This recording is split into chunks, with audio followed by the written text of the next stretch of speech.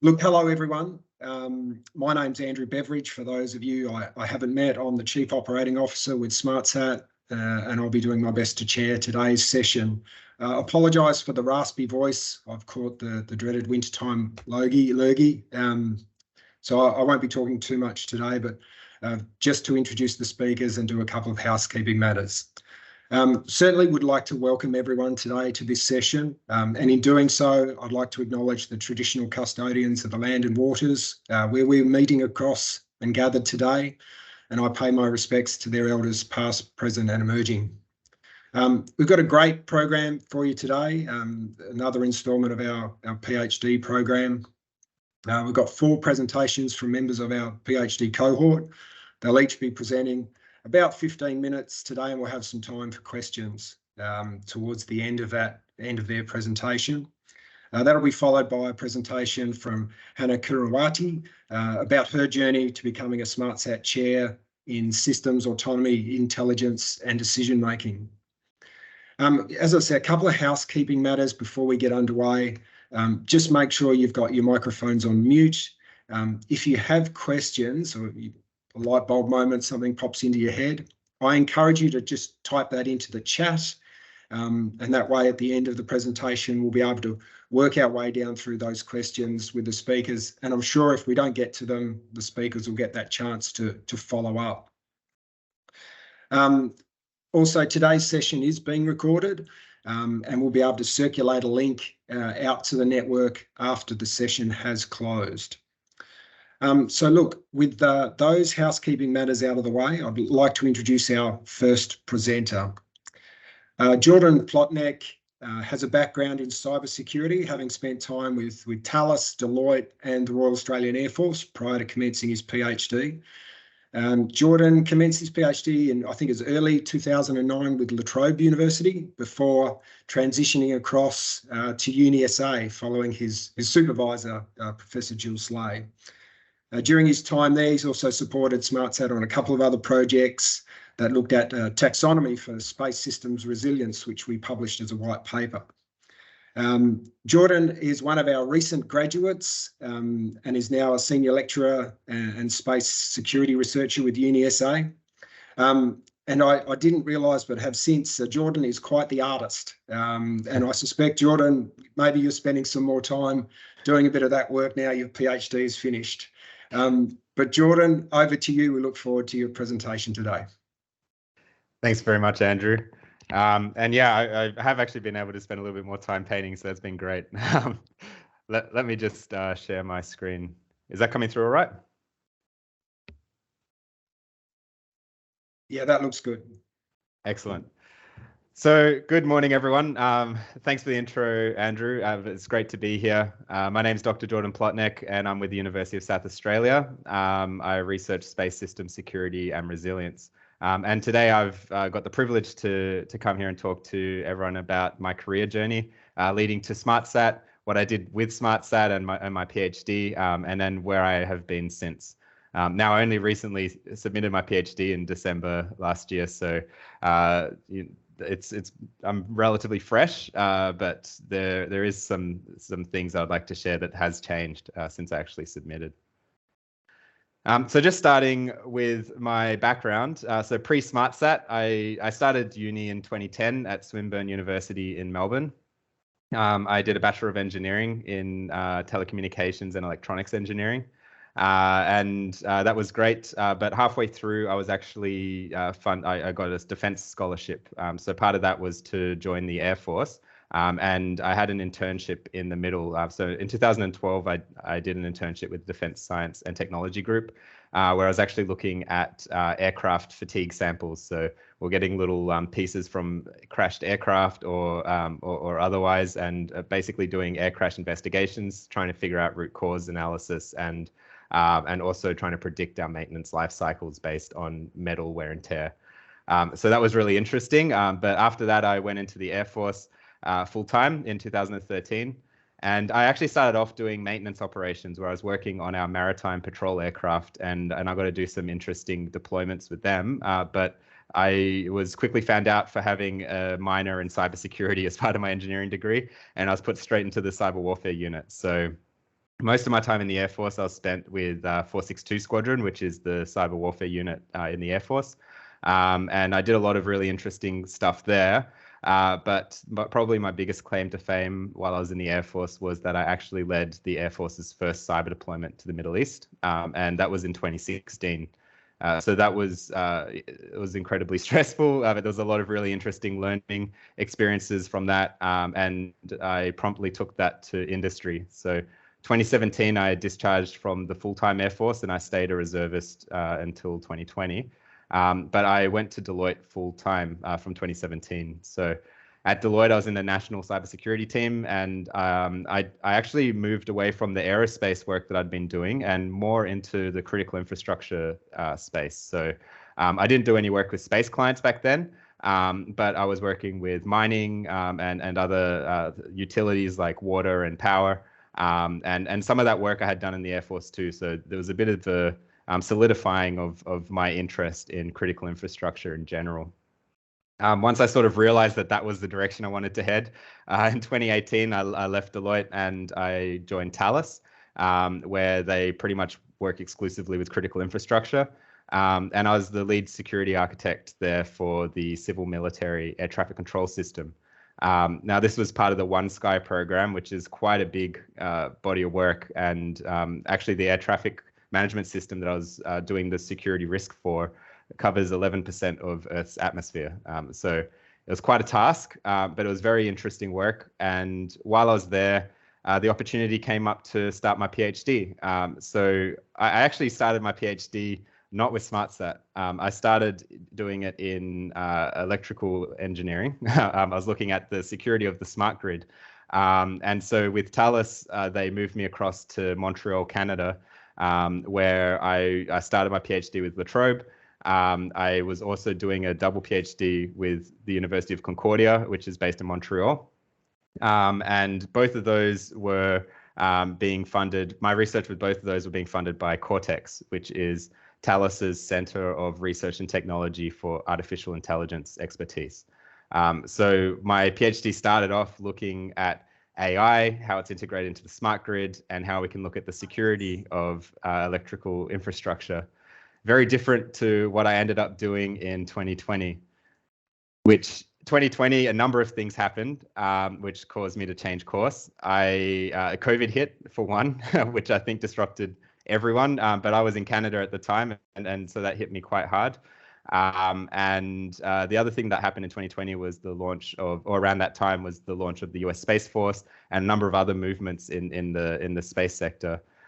So it was actually at that time that funding changed, and I got approached. Well, Jill, my supervisor, got approached by SmartSat to see if there was, anything that we could do in the space sector area. So I actually looked at my research that I'd done. I'd done about 1.5 years on electrical systems, and a lot of that work can be transferred into the space sector. And so the rest of my PhD, I focused on space. I got the work that I had done, figured out how this applies to the space sector, and then expanded on it, and looked at specific stuff for satellites and other space systems. The same year, I was also involved in founding Anchorum Consulting, who I still work with, and we're an international consulting firm. So it was a very busy year, but it was great. And this was really 2020 was when I got into space full time, both with Anchorum, with SmartSat, and with UniSA eventually. So at the bottom there, you can see it took me about a year to transfer my PhD properly. So I left La Trobe, I left Concordia, I moved across to UniSA, and so by 2021 I was full-time UniSA with SmartSat and Anchorum as well on the side. On the right-hand side of this presentation, I've got some core outcomes from my PhD. I've purposely got it small so you can kind of see it, but not actually read it, because otherwise I might spend way too long talking about it. So as long as it's small, it's a relatively small piece of the presentation. But there are two major outcomes here. So really, my PhD, half of it was on security, space system security, and the other half was on resilience. How do we measure and assess resilience in space systems? So that first half, the security part, it's kind of summarized in that table there, which we now refer to as COSMOS, the contemporary ontology for the security management of space systems. So basically, this table gives you a high-level understanding of where your or not just cybersecurity, sorry, where your security overall is, your security program, whether it be for an actual system that's being implemented in industry or a research program.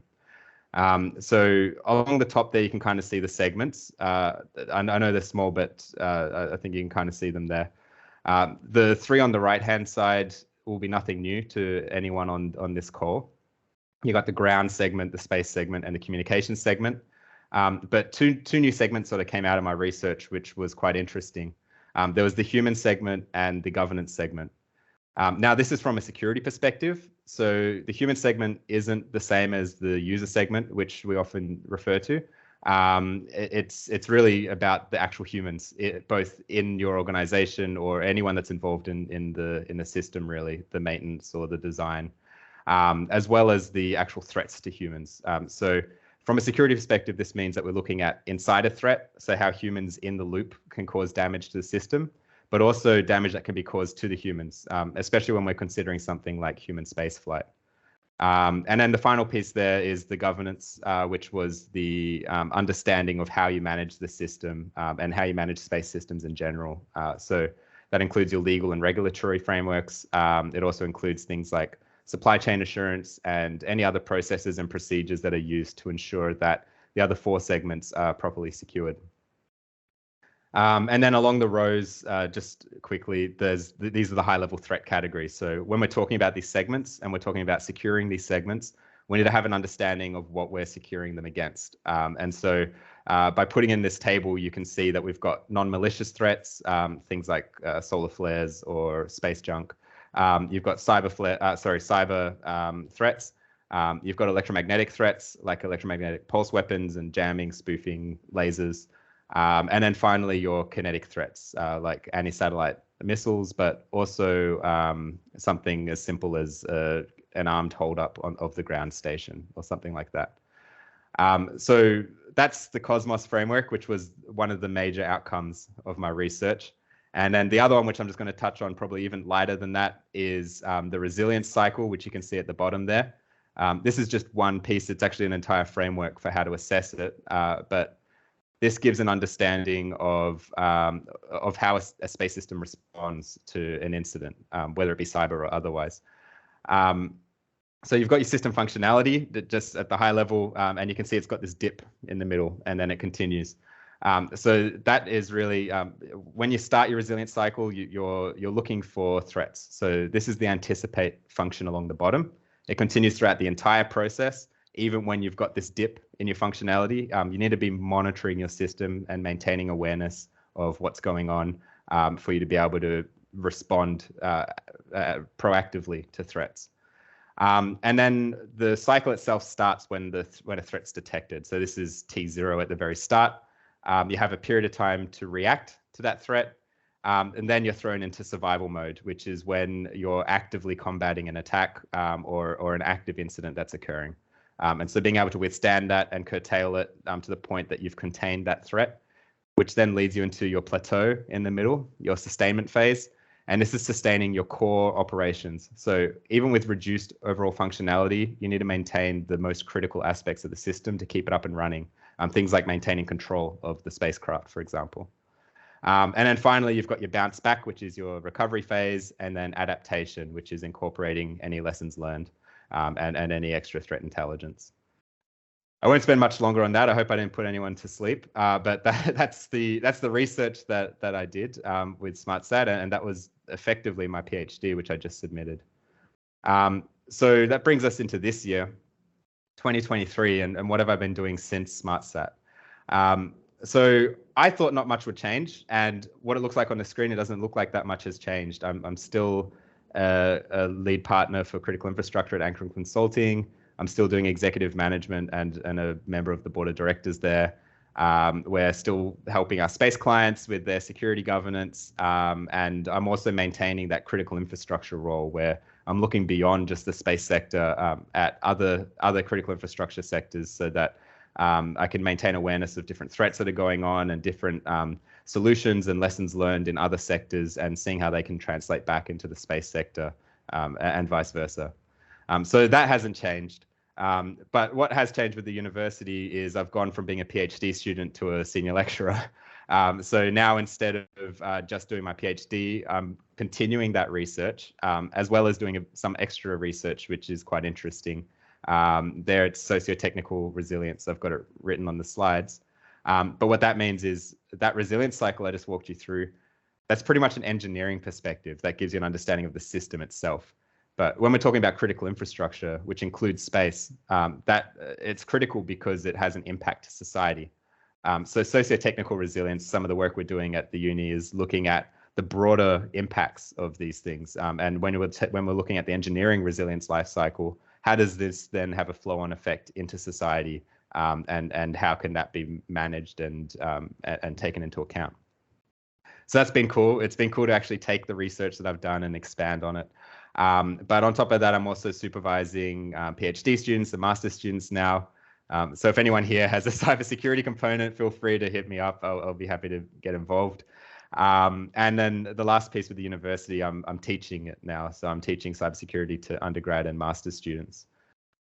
But the real things that surprised me were, like, all of that stuff is kind of fine. You know, I was sort of expecting to continue my role and to continue the research. But I didn't expect to be sort of thrown into the limelight. And this is something which, having done this now, having submitted my PhD and be out on the other side, I've learned that this is a relatively common journey, that when you finish your PhD, you have this period of time where everyone's very interested in what you've done. It's a big body of work. It's a big contribution to knowledge. And you have this period of time where you're kind of, thrown into the limelight. So I wasn't expecting this at all, but since I submitted, it's been well received, and I've been having almost weekly requests to write for magazines and other industry publications.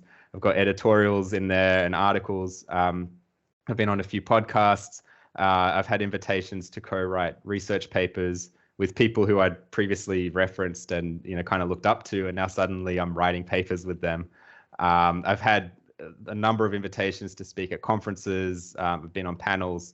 And this last one really surprised me, was competitions. Never in my life did I think I would enter a science competition or anything like that. But right now I'm actually involved in 4 at the moment. So that has all shocked me. None of this has been proactive on my part. These have been opportunities that have been brought to me.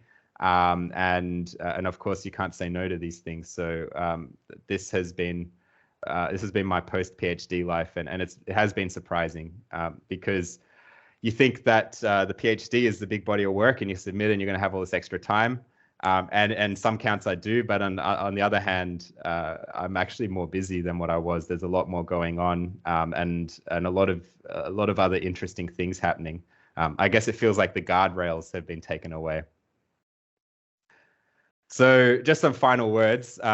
Be prepared after thesis submission. If your work is well received, and if you're getting good publicity, you're going to get even busier somehow. It's hard to imagine when you're there writing the thesis that it can get much busier, but that's what happened to me. So be prepared for that.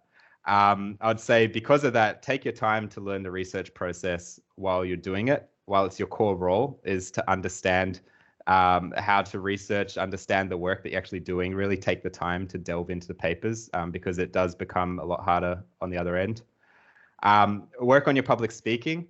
This sort of caught me off guard, and perhaps it was because most of my PhD was done during COVID, so I wasn't able to take full advantage of some of the networks and infrastructure that SmartSat have on offer. But since finishing and since COVID's kind of died down, public speaking has been my day-to-day. I'm doing it right now. So it is a core. It's a core aspect of being a researcher, is being able to communicate all this good work that you've actually been doing. And then finally, my last words before I'll hand back to you, Andrew, is update your online profile. I didn't really think much about it, but once you finish, it sort of just gets copied everywhere. You're going from conference to magazine article to whatever, and you don't think about that. But suddenly you're standing there at a conference and you've got this old biography up on the screen to a few hundred people and you're, it says that you're still doing a PhD or something that's just not accurate. So make sure you do have that up to date. So I just wanted to finish by saying thank you to SmartSat CRC for funding the research and for all the opportunities that you've brought to me and the collaboration that we've been able to do both during and after. And thanks to everyone else that's listening. You can find me on LinkedIn or you can email me there and I'd be happy to have a chat. Lovely, great presentation. Thanks, Jordan. Really insightful, really interesting pathway that you've come from and where you're off, and interesting to see where you'll go in the future. We've got a couple of questions in the chat. Now, I don't know whether you can see them there. One from Andy. I'll read it out. So how does your framework compare with the Australian Space Cyber Framework? And also, does it have an S&R capability maturity assessment model, which I gather might be science and research, or I'll leave you may know what that is. Security and resilience, sorry. Security and resilience. Thanks, Andy. No, thanks, Andy. Those are great questions. So it's kind of funny in terms of how it compares with some of our frameworks, both in Australia and internationally. A lot of those were being developed while I was doing my PhD. There are some times where it lines up and other times where I've noted it as research for me to do right now. But moving forwards is trying to see how these things align. There's also a few other space cybersecurity standards that are being developed, such as the IEEE standard, which I'm involved in now. I think it supports a lot of these frameworks. I wouldn't imagine that it clashes. I haven't noticed it clash with anything, but I'm still trying to figure out exactly how it interoperates. In terms of the security and resilience capability maturity assessment model, that's the next stage. That's what we're working on now. We've got through that Cosmos table I showed, you can get a high-level understanding, almost like a traffic light system of where your security is at. You can visibly see, for example, the space segment rarely has too much security on it. So usually when you put this in the table, you can sort of see where your capability needs to be matured. But in terms of a quantitative assessment, I'm still working on that. Thank you very much. Thank you, Jordan. Thanks, Jordan. Jordan, a quick one from Sabrina, and I'm sure Sabrina's at University of Adelaide. Interested to know what aspects of your PhD journey do you think led you to the opportunities that you had on that slide 5? Slide 5. Oh, yeah, the all of the magazines and all this other crazy stuff. Yeah, I think honestly, I don't even know. I was not expecting it. It really caught me off guard. I was expecting to submit my PhD and then move on with my life. But when I did that, I think it was the actual sharing of that framework. So probably the biggest thing that I did when I finished my PhD was I posted it on LinkedIn, and because of my industry experience, I have quite a following there. And it just got shared around. And then suddenly I had people messaging me. I had requests to speak at conferences. And then when I did speak at some of those conferences, it's sort of this snowball effect where now everyone there has access to the work that you're doing. And then you get more emails and more messages, and it just kind of keeps going like that. Yeah, brilliant. I think that piece around science communication really comes out through that, around putting your work out there, making sure you're communicating in various platforms and journal publications and the like, being able to translate the science into I guess, layman's language on occasion. So all those opportunities help out. One last one from Namayan at RMIT. Does your research include interference or only spying and spoofing? Yeah, no, it definitely includes interference. Yeah, so basically we've started at the most comprehensive level that we can, at the high level. We're trying to, I've tried to look at everything, even the possibility of hacking into a decommissioned satellite and then using that as a weapon. So yeah, we've tried to cover everything. And then the interference piece, I'd say, would be the thing that I'm primarily interested in. The reason why I'm in critical infrastructure, or the reason why I ever got into critical infrastructure, is I'm very interested in how the availability of these systems, like society depends on it. And if these systems go down, or if they're interfered with, then that has rippling effects. And we saw some of that during COVID, where our supply chain gets interrupted and society just sort of goes crazy, and suddenly you got no toilet paper on the shelves. So I think that interference piece is a big part of my focus. That's great. Look, Jordan, thanks very much for your presentation. Great to hear about your journey. And I know, as Nicola has put in the chat, we've got the first Australian Cyber Space Forum in October that we've got a number of SmartSat contributions to. Anyone interested should get along to that. So Jordan, look, thanks very much for your time. What I'll do is I'll introduce our next speaker. Thanks, Andrew, and thank you everyone for the questions. They were great.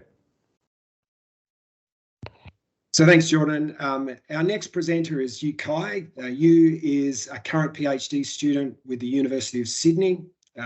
Yue completed a Bachelor of Telecommunication Engineering with the University of Beijing in 2017, followed by a Master's with the University of Sydney, prior to moving into the PhD, and I think mid-2021. So the PhD is focused on how to perform task offloading in LEO satellites, and Yue has also produced a number of papers, both from the Masters, around this area. And obviously, with a significant growth in planned LEO constellations, there's likely to be significant interest and impact arising from this. So Yue, thank you very much for your time. I'll hand over to you for the presentation. Okay, thank you. I'll just share the screen. Thank you, everyone. Today, I'm going to give a brief introduction about the project I've been working on, which is a deep learning-based low Earth orbit satellite task offloading and massive MIMO. It's quite a long project name, and as the name suggests, the main focus of this project is how to implement deep learning in the field of LEO, considering like the task offloading and with the implementation of massive MIMO in LEO. My name is Yue Cai, which has been introduced, and I'm from the University of Sydney, currently just a second-year PhD student who is just pursuing my PhD degree now. So I will just first give a brief introduction about the whole project, which is like the project summary.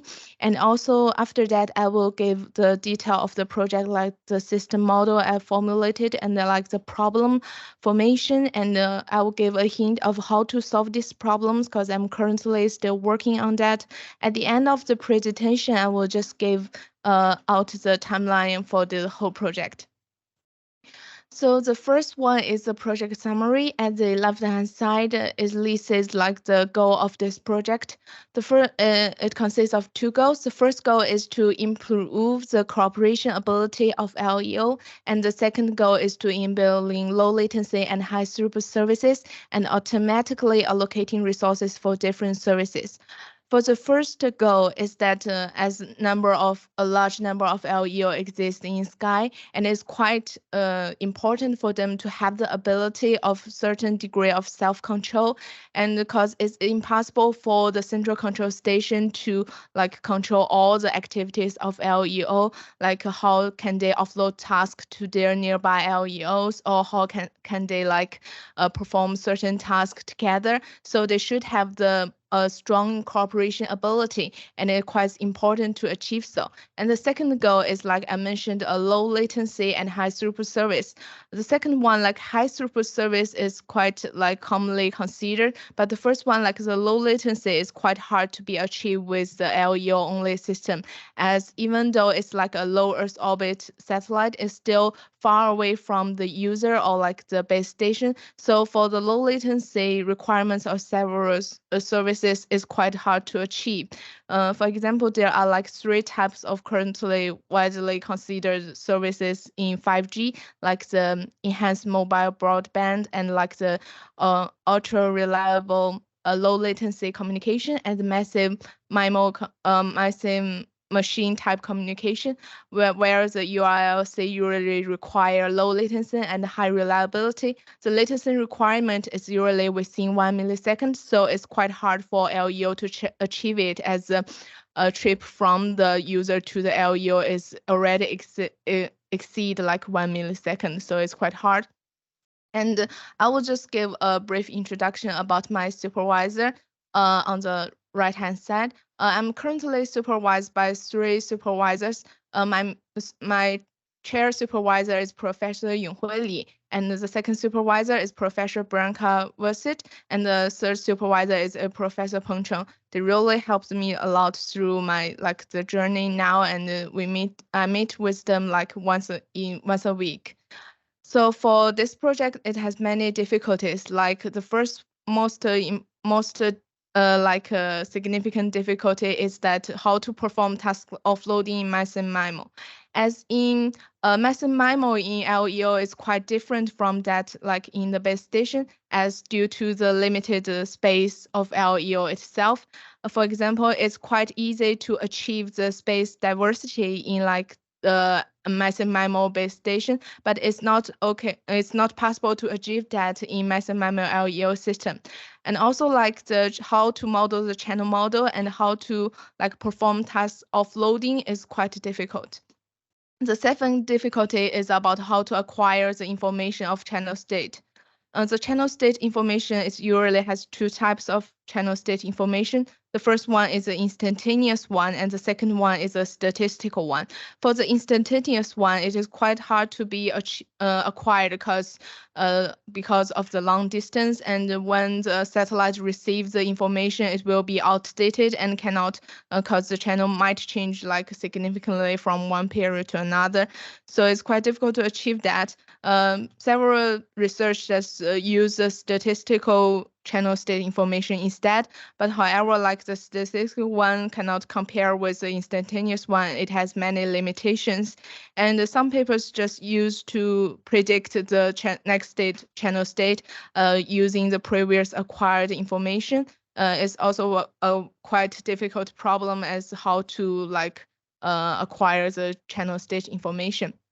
And the potential impact at the right-hand side is just derived from the research goal. Well, by improving the cooperation ability of LEO, it can achieve the efficiency and effectiveness and reliability of satellite operations, and also by achieving the low latency and high throughput, enabling the support of low latency and high throughput services. It can also get more reliable operation. And as the name of the project suggested, this project usually is just focusing on implementing DL and DLL in the satellite communication field, which I suppose is a very hot topic now. So that's the potential impact of this project. And then I will just move to the project detail. Firstly, I will give a brief introduction about the system model and then the problem considered for this system model. And I will then give the possible solution, and at the end, I will just list the timeline for it. So for the system model, I just mentioned before that for the LEO itself to support the low latency service is not enough. And it cannot actually, in many papers, it does not consider the URLC service is usually not considered, and LEO itself cannot support that. So nowadays, there is a very commonly used structure for which is called the space air ground integrated network, which consists of 3 parts. As suggested by the name, it consists of the space part, air part, and the ground part.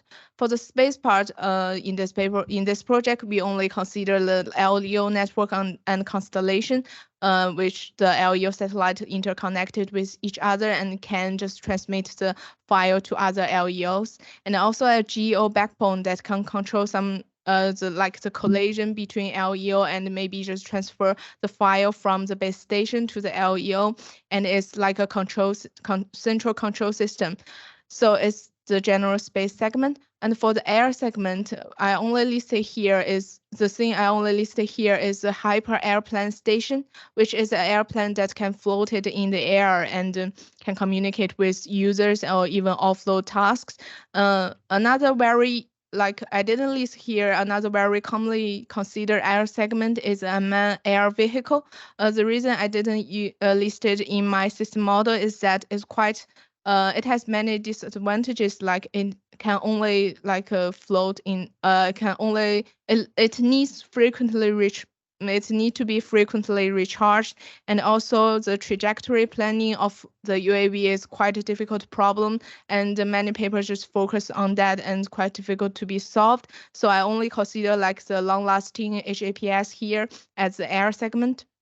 And for the ground segment, it's commonly just divided into two parts, like the user device and the base station. For the base station here, I refer to like the many base stations together, which form the base group of terrestrial station, and is capable of doing like terrestrial computing, cloud computing, and is served as a cloud computing platform. And for the user device, it's usually like in the urban area, which is called the dense user device, and like in the rural area is usually like the sparse one. So here is on the left hand side is the overall system model, and on the right hand side is like the concept of it, like is like we usually implement the software defined network architecture, which is also a very like hot topic in 5G, and then just the main idea of it is just to divide the control plane and the data plane, and just it's quite easy to be implemented, and it's just usually used in the satellite system nowadays. So that's the system model. And for the problem considered for this project, I consider two types of tasks. One is like file catching, and the other is like the task offloading. Task offloading is usually a problem considered in mobile edge computing, where the user can offload their task to the edge server, and at the edge server, they will just do the computational. It's usually like the computational task, and the edge server will compute the result and transmit back to the user. And for the file catching, we usually have a pool of file, and we need to decide which file should be cached where. And it's these two kind of problems are usually very hard to be solved, and it's considered as an NP hard problem, as the number of the LEO is quite large and the number of users is also quite large. So it's quite hard to be done. And another difficulty for the problem formation is that it considers two layers of offloading decisions, where at the user side, the user decide whether to offload its task to HAPS or LEO, and at the LEO or HAPS side, they decided to whether compute the task by themselves or just offload the task to its nearby like LEO or HAPS. So that's also need to be done like two layers of loading decision, and contains a large discrete action space, which is hard to be handled by like DLL or even DL methods. And the goal of this problem is to achieve like the low latency, considering both the file cache latency and like the task offloading latency, and also considering the long-term system performance, which means that a long-term constraint should be formulated and to guarantee the long-term system performance. Another stuff is like what's the queuing strategy used in this like the system, as multiple user requests may arrive at once and they need to wait in line to be processed. So what is the best queuing strategy to be implemented in this system to make a better system performance? And another stuff is how to acquire, as I said before, how to acquire the channel state information for the problem formation, as it's very important to calculate the rate or even like the latency. We need to know the channel state information and whether using like the statistical one is enough for solving this problem. So here is how the problem is formulated. And then I'll move to the possible solution of this problem.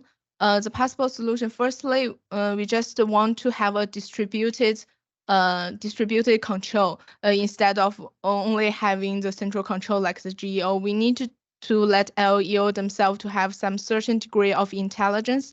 So I think that multi-agent DLL is a good way to make the distributed control, where each satellite can only observe partial of the environment. They can only observe the environment related to themselves and a certain like state from the nearby LEO or even GPS. And I think that multi-agent DLL can achieve this task, and they can output immediately by only observing certain part of the state, and they can output immediately the action that we require, like the offloading decisions, and like the how to allocate the computational resources, and how to like which file you should catch.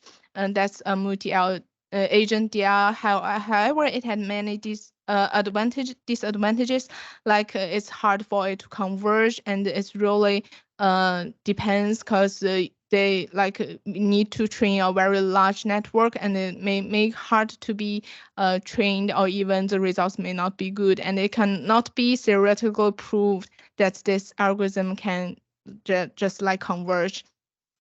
So another like solution is that dividing the problem into several sub-problems and solve them alternatively, which has been proved to be very useful and has been used in many papers these days.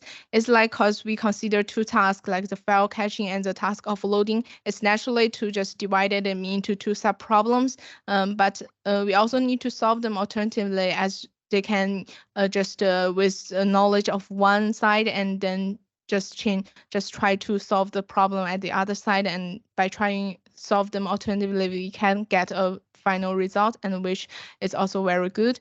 And for the long-term system performance, like the Lyapunov optimization is usually used to guarantee like the long-term performance of the system. The main theory of it is like it constructs a virtual queue and considering the long-term constraints, so it can make sure that the queue system of the whole network does not crash. And also for like it has many constraints in resource allocation, like you have a certain computational resources, or you have a certain memory or storage, so you have to like have the very you have to make sure that your DLL algorithm can satisfy these constraints, which is a very difficult problem, as DLL naturally cannot guarantee the satisfaction of the constraint. So the reward design is another like possible solution to make sure that the DLL can satisfy these constraints, and we can also relax the problem to a certain degree to make sure that it can like satisfy the constraints. So for the timeline of the project, I'm a second-year PhD student, and as I have finished like the system model part and the problem formation part, I think that by the end of this year, I'll be able to publish, like submit the paper and wait for response. And this is just a general timeline, and I will just submit my thesis by June of 2025. So thank you very much. If you have any questions, please feel free to ask me. Yue, thank you very much for that presentation. Looks like you've been making great progress and great insights into what you're up to there. Encourage colleagues to pop. We've probably got time for one quick question, but while somebody's typing, I've got one for you. You talked towards the end about a number of problems that you'd identified, but you did suggest the multi-agent DRL. Yes. And I was quite interested around that, and whether or not you knew the status of that approach within the space sector at the moment. Are there any users of that at the moment who've demonstrated success that you could sort of look at and build upon some of their work and some of their findings? Yes, but currently, like in the space section, like especially in the space-air integrated network, there is like little work just focusing on the multi-agent DLL, because it's like hard to converge, and it has many difficulties, like it's only have a partial observation of the whole environment. So it's quite hard to be implemented, and which means that not a lot of paper has been focusing on that. But for multi-agent DLL, it has been usually used like in the field of resource allocation, which have been done like in the first year of my research. So I think it can be like implemented also, but it may face a lot of difficulties, but it can be implemented in the field of satellite communication. So I just try to make sure that it can be successfully implemented. Yes. Lovely. That's great. Okay. Sounds really interesting. We may have some people on the line that might be able to help out with some other examples. We do have one question from William in the chat, which I think we've got time for. His question is, which is exactly the problem in CSI, is it ground aerial or aerial space? And do you consider the Doppler effect? Yeah, it's usually just in the ground area, because the area to space is not like the environment from area to space is not like that complicated compared to that from the ground to area and also ground to space. And also Doppler effect need to be considered because the LEO just moved very fast, and usually the paper just look into the channel state information. They usually need to do a compensation on Doppler shift, and that's usually I think that's a very quite mature technology these days to compensate the Doppler shift. So they have like the exact equation for doing that, and they really do consider it. That's great. Yue, thank you very much for those responses. I'm mindful of time, so we will move on. I see Hannah's got one there. I might get you to email Hanna separately out of session, or maybe we can catch up if we've got time at the end. But Hanna, thank you very Yue, thank you very much for your presentation today. We'll move on. Okay, thank you. Okay, so our third presenter today is Skevos Karpathakis. Skevos is based at the University of Western Australia. He's part of a project team looking at coherent free space optical communications. Really great team doing some fantastic work over with UWA. Look, he's another candidate who's previously completed a master's in this time in engineering at UWA, and that built upon a Bachelor of Science with majors in physics and engineering sciences. So Skevos, it looks like you've done some good time, put some lot of energy into the colleagues there at UWA. As I said, the team have been making great gains in the areas of coherent free space optical communications, and they're also in the process at the moment of a demonstration to a defence program. But I'll not steal any of your thunder, Skevos, in case you be talking about that. So I'll hand over to you at this point. We look forward to your presentation. Thanks, Andrew. Just get this one up and going. Looks good. Cool. Yeah, so my project within the context of this larger work being done at, actually, is my presenter view showing, or is this my... Yeah, we've got you in presenter mode at the moment, so we can see the two. Okay, let me see if I can put that over. Do this. Okay. Perfect. All right. Yep, that looks good. Yeah. So my project within that larger context of the team at UWA, the astrophotonics group, is to sort of analyze and provide communication signals for these ad hoc laser ranges that we're using to prove, test, demonstrate, and prototype hardware for optical communications ground stations. So a little bit about me. I'm an electronic engineer with a background in photonics, mixed signal electronics, and a bit of mechanical design. So really like a classic electro-optical engineer by now. As Andrew said, I've done a BSc. I've done my master's in engineering. I've been at university for quite some time. While I was there, I'd spent a bit of time participating in Formula SAE, which really got me excited about getting hands-on and really always trying to find projects where I get to get my hands dirty and spin spanners and solder electronics together. After that experience, I worked at a rail startup briefly, but then I got this job at with the astrophotonics team at the International Centre for Radio Astronomy Research, sort of through my contacts at the motorsport team, actually. And I worked on the square kilometre array frequency reference distribution system for about 18 months, building this box you see at the bottom here, which is an electro-optical PLL module that cleans up this microwave reference clock after it's travelled over hundreds of kilometres of optical fibre. Since then, I transitioned to this sort of translation project with the SmartSat CRC, where the astrophotonics group is trying to see if the expertise in transmitting optical signals over fibre and free space can be applied to optical communications. and I'm projected to submit in March next year, hopefully. The Astrophotonics Group is this research group embedded at the International Centre for Radio Astronomy Research. There's 4 research staff, 5 professional engineers, 4 PhD students and 1 honours student, so it's growing quite rapidly at the moment.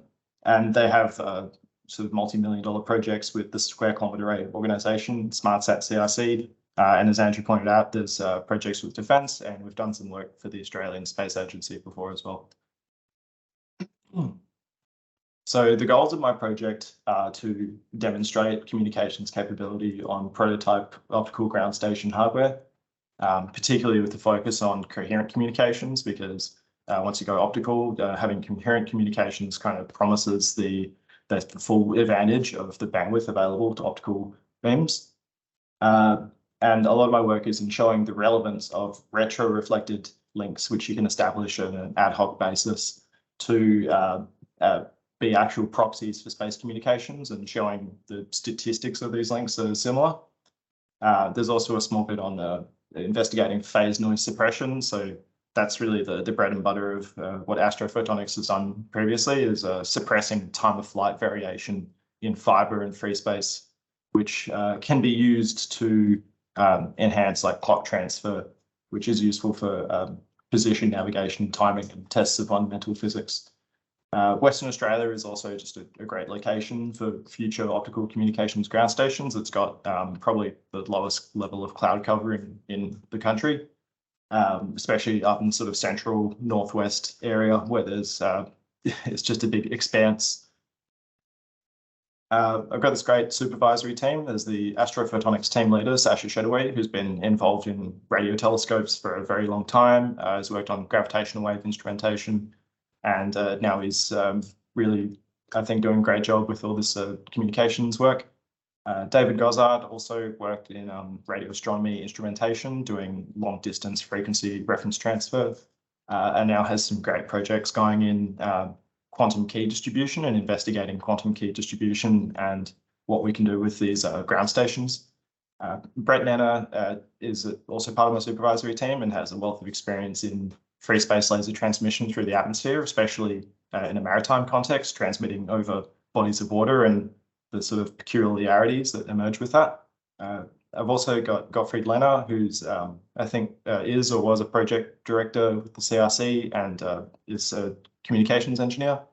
And finally, there's some industry involvement. One of our CRC project partners is Thales Australia, and I get a lot of great advice from Michael Clark when we have our catch-ups. The potential impact of this project, I guess I'm really interested in these sort of simple methods, these ad hoc links where you establish a link between a transmitter and a corner cube retroreflector. And on the right-hand side here, I've just got a picture of one of our prototype optical communications terminals that was used in an aerial demonstration. So we're motivated to do long-distance communications. This is sort of radiation transmitted through an unguided medium in our case, but it could be a fiber in a terrestrial case. Our central frequency is optical, and we modulate that to represent information.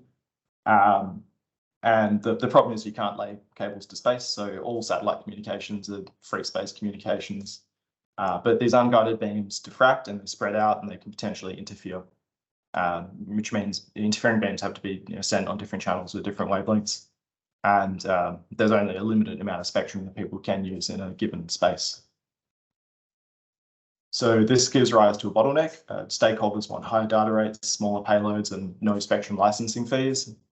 Radio spectrum is geometrically crowded because at these relatively lower frequencies, the beams spread out and become the size of a continent or bigger, which means you have a limited amount of spectrum that you're competing for. And this has led to a sort of a bottleneck problem. However, optical beams are at a much higher bandwidth, and they offer about terahertz of bandwidth. Because they're at a much higher frequency as well, they diffract a lot less. So you can have multiple laser beams possibly very close to each other in the same frequency, and they'll never, the receivers and transmitters will never interfere or intercept. And optical telescopes, because the wavelengths are smaller, the optical telescopes are actually relatively larger antennas compared to radio antennas. So you can have like a relatively large aperture and low diffraction, but with as much smaller payload. For example, the most extreme optical payload that I know of is this optical terminal built by the MIT Lincoln Labs for the lunar laser communications demonstration. This is a 10 centimeter aperture, so that entire package is actually very small, but it achieved a 622 megabit per second downlink from cislunar space with only a 10 centimeter aperture. And I believe the beam size by the time it had traveled from the moon to Earth was about, I think the number was like 6 kilometers wide or something, as opposed to covering, all of North America like a radio beam would. So as I said, my project, my responsibilities in the context of the larger project has been to provide and analyze communication signals for this ad hoc links that we've developed at UWA. So in my first year, I built a system from bulk optical components to demonstrate the amplitude modulation format to an aerial target in emulation of like a downlink from a cislunar craft. I demonstrated coherent modulation to a moving aerial target. So we had a telescope team, and they sort of engineered this robotic telescope pointing system that could track a target that slewed at angular rates up to and probably in excess of a degree per second in emulation of like a LEO tracking scenario. And I provided this coherent communication signal and analyzed the signals and showed the link quality. In the following year, I took that coherent communication signal and I deployed it over a turbulent 10-kilometer link. And this link had power fading statistics that was similar to if you had a geo feeder link transmitting this high bandwidth of data.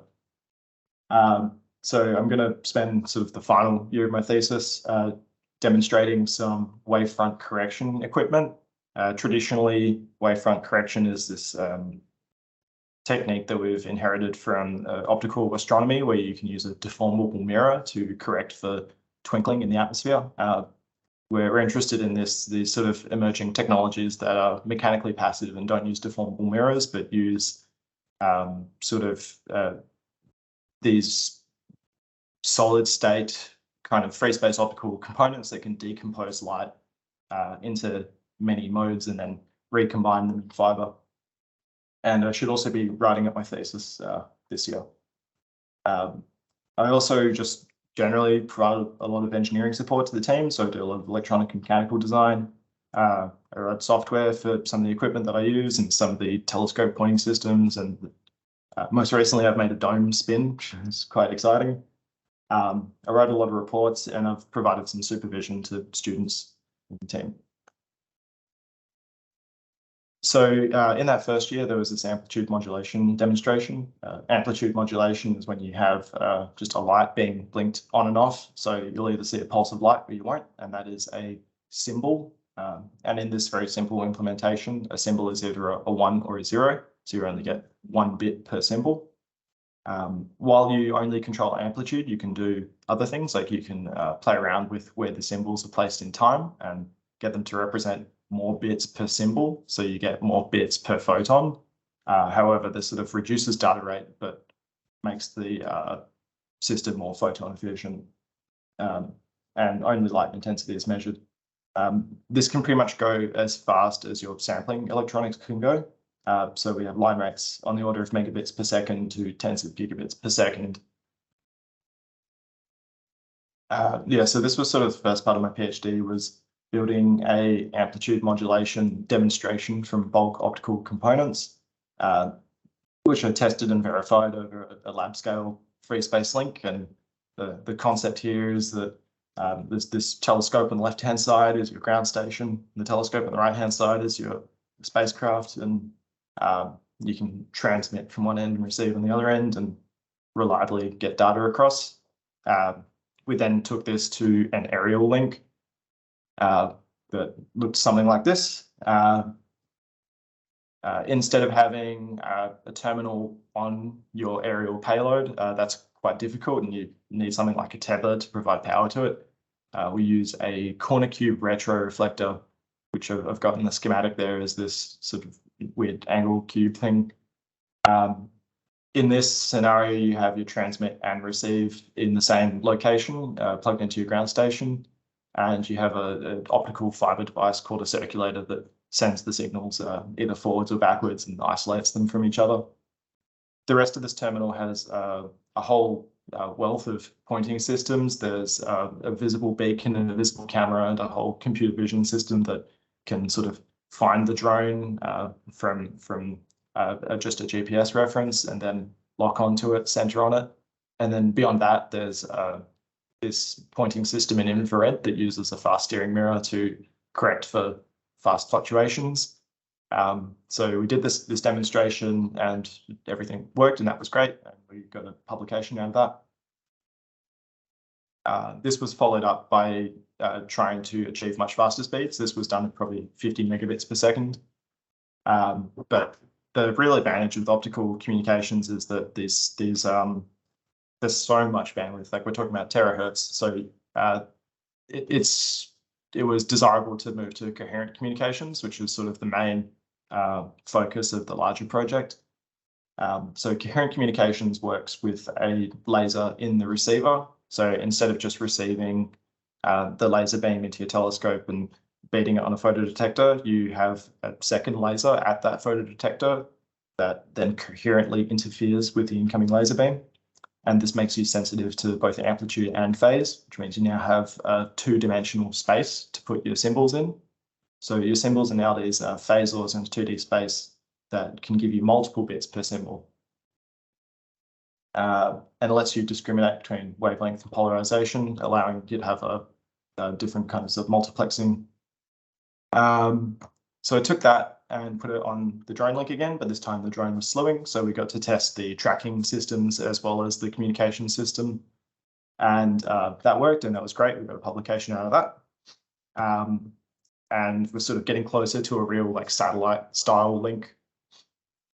So the next thing was to try and push this to longer distances. Over longer distances, the atmosphere starts to do bad things to your laser beam. Your light needs to be in the same sort of spatial shape when you receive it as when you transmit it. But transmission through the atmosphere makes your light twinkle. It's this multipath fading effect that distorts the beam. And when the light is coupled back into fiber at your receiver, you run into issues with, you just lose power, you get fading. Okay, so what I did was I took the coherent communications equipment and deployed it over extremely long 10.3 kilometer folded link. So again, this is closing the link with the corner cube.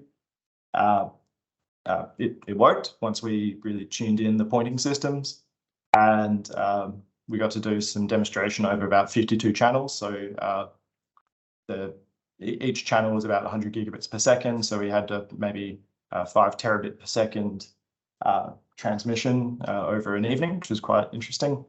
But what was the real outcome of that was being able to test the power statistics and compare them to a model for a geosynchronous link, and finding out that the scintillation index over this big long horizontal column of air was very similar to if you were transmitting all the way up to space.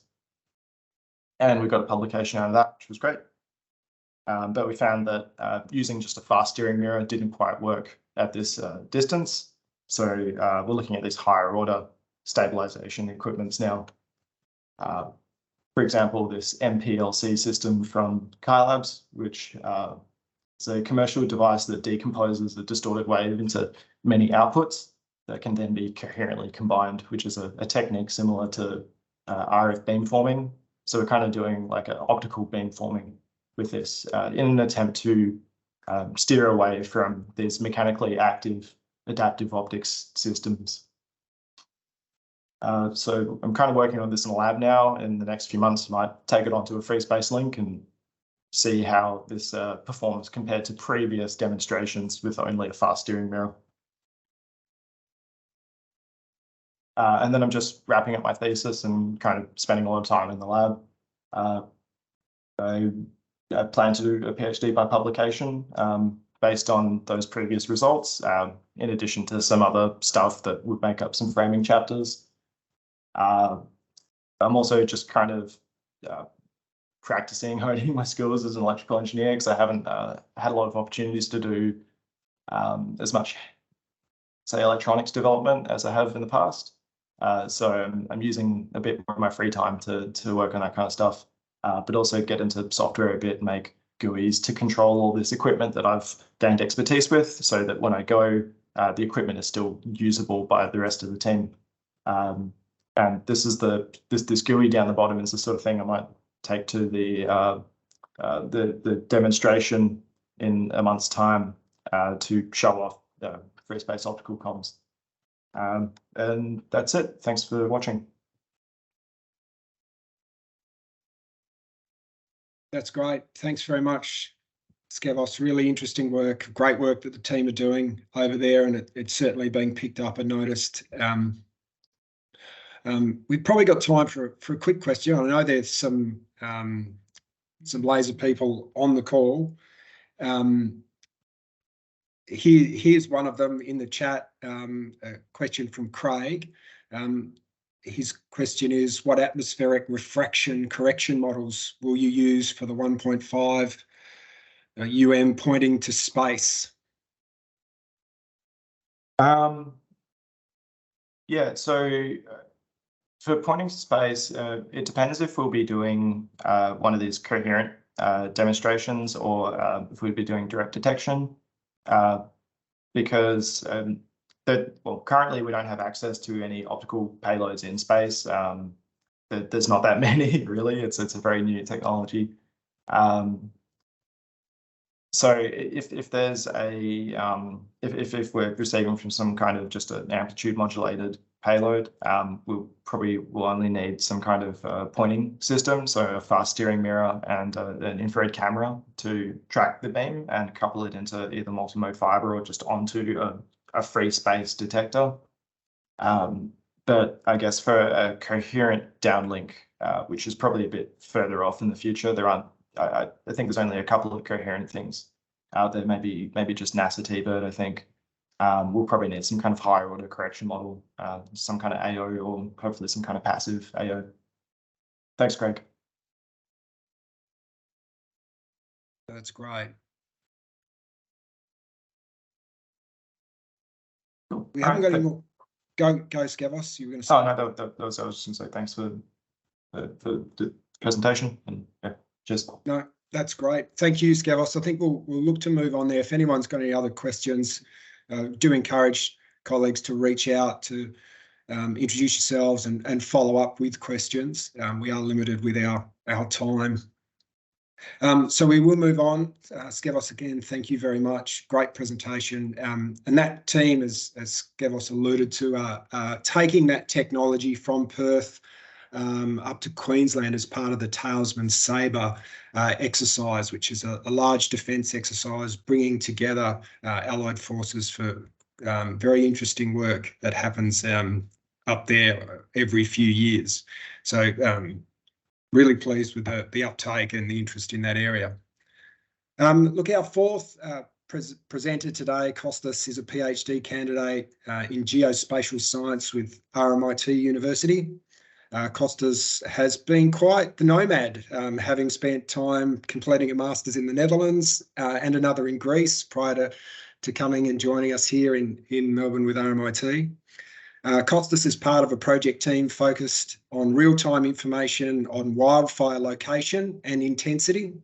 That project is already producing outputs, including the release of a hotspot product with Geoscience Australia that makes hotspot observations on the Australian landscape available every 10 minutes, day or night. So great outcomes from that team already. Kostas, I've not been brave enough to try to pronounce your full name, so please accept my apologies for that. But we're very much looking forward to hearing about your project today. Yeah, thanks, Andrew. That's okay. Yeah, I know my full name might be a bit challenging. So yeah, my name is Konstantinos Chatzopoulos Vouzoglanis. I'm from RMIT University. And today I will be presenting some of the work I've done in the last 3 years as part of my PhD. So in my project, I'm exploring the utility of this high-frequency satellite information that Andrew just mentioned to characterize fire and impact. So my project is part of the real-time fire analytics project, which is a collaboration between SmartSat and RMIT, and it aims to use multi-source Earth observations for wildfire monitoring. With my PhD, I hope to understand the capabilities and limitations of new geostationary sensor products by comparing them to other established products from polar orbiting satellites. And by doing this, I aim to identify new ways to monitor wildfire, its intensity and its effects. And in the end, I'm going to propose a new framework for fire impact assessment from space. So as a brief introduction, I just need to say that wildfires are important for a range of ecosystem services. They can also be quite catastrophic. Their study and monitoring is needed, especially as they're becoming more extreme in the context of a changing climate.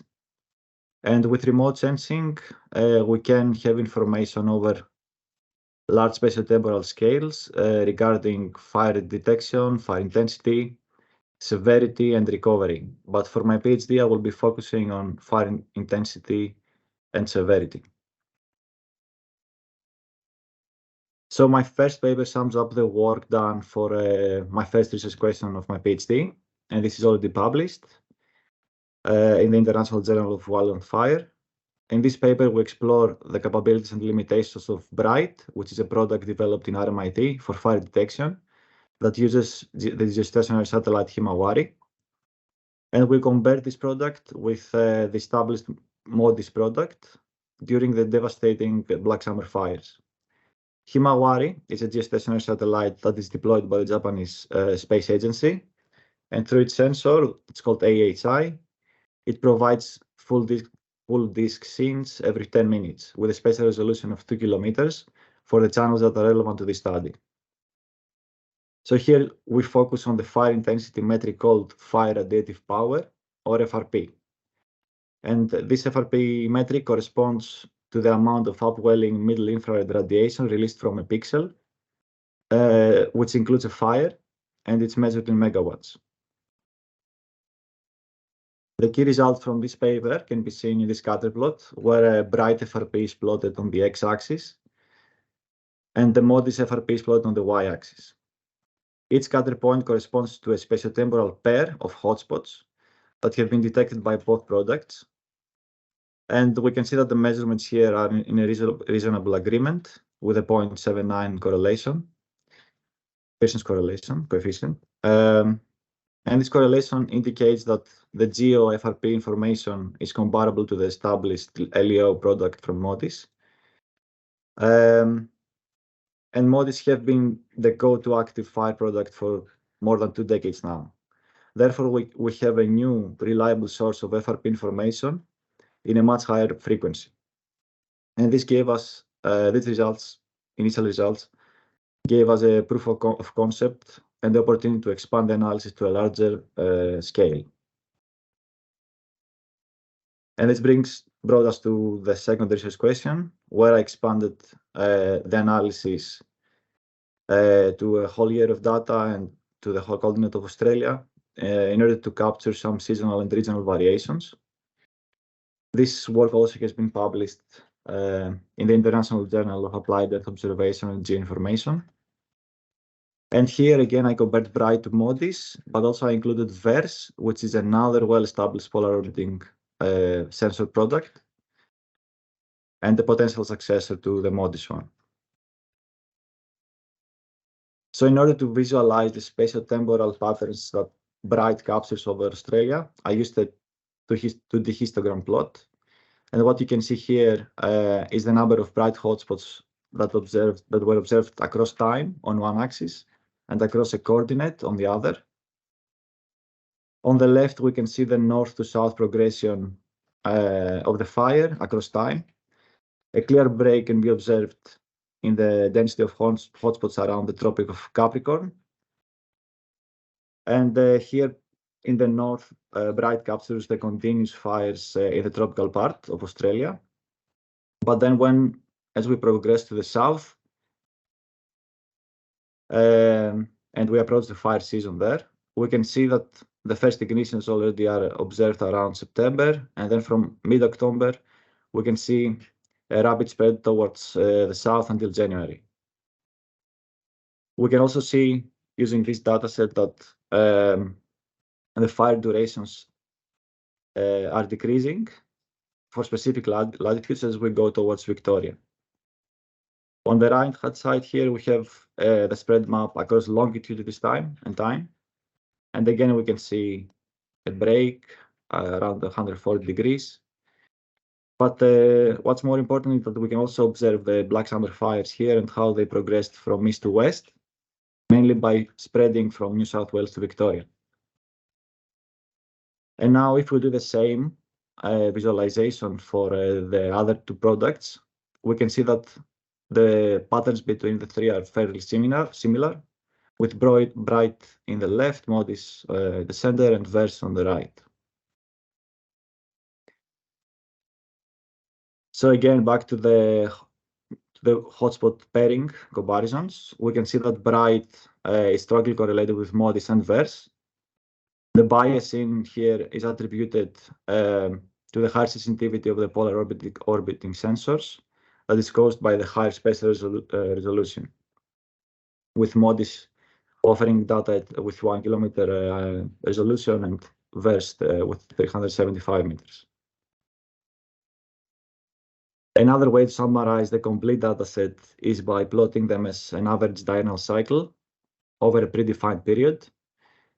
What you see here corresponds to January 2020 for the part of Australia that is situated south of the Tropic of Capricorn. So this would be classified as a high fire activity season. And the dust lines indicate the maximum and minimum fire activity times.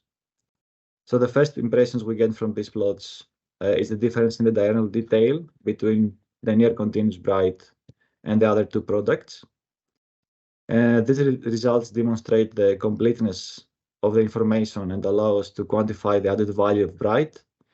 By understanding these cycles, we can anticipate fire activity and distribute emergency resources accordingly. So by now, we can say that bright does quite a good job in approximating the fire intensity captured by the LEO sensors. It captures similar continental spatial-temporal spread patterns, similar intensities for matched hotspots, and a denser temporal information. Before we jump into the third question, though, I need to say a couple of things about fire impact and how this has been measured from space. So while severity can be quantified using various field measurements, for example, assessing biomass loss or a change in species, remote sensing mainly offers the capability to measure the Earth's surface reflectance. Specifically for burned area mapping and fire severity estimation, studies tend to prefer spectral indices like the normalized burn ratio or NBR. On the left, you can see an example of two false color images before and after a fire. And using this type of bitemporal information, we can quantify the change in indices like NBR and correlate that to field measurements of fire effects. However, it will be interesting to see whether we can better assess the impact of highly dynamic phenomena like wildfires using near continuous active fire formation like the one you see on the right. So for the third research question, I explored the association between fire intensity and severity metrics. I have almost completed the first draft of this paper, and we should be ready to submit in a month. And in this paper, we unpack the relationship between metrics like FRP for intensity and NBR for severity over different biogeographical regions of Australia, different fire types, land covers, and vegetation types and structures. So in order to derive some fire types, I'll just use a K-means clustering algorithm. And I used it to group the hotspots into 4 categories based on maximum FRP of an event, the total FRP of an event, the persistence, so the duration of it, and the DNBR change. Each scatter point here corresponds to a single event that occurs within a single pixel of Himawari. As you can see here, the greatest separation was given on the maximum FRP and persistent axis. And using this one, it's easy to qualitatively describe these 4 clusters as hot or cool fires that burn for a shorter or a longer period. Finally, I took a random sample of 250 hotspots per cluster. And for those 1,000 clusters, I downloaded Sentinel-2 data to calculate a much finer resolution NBR layer.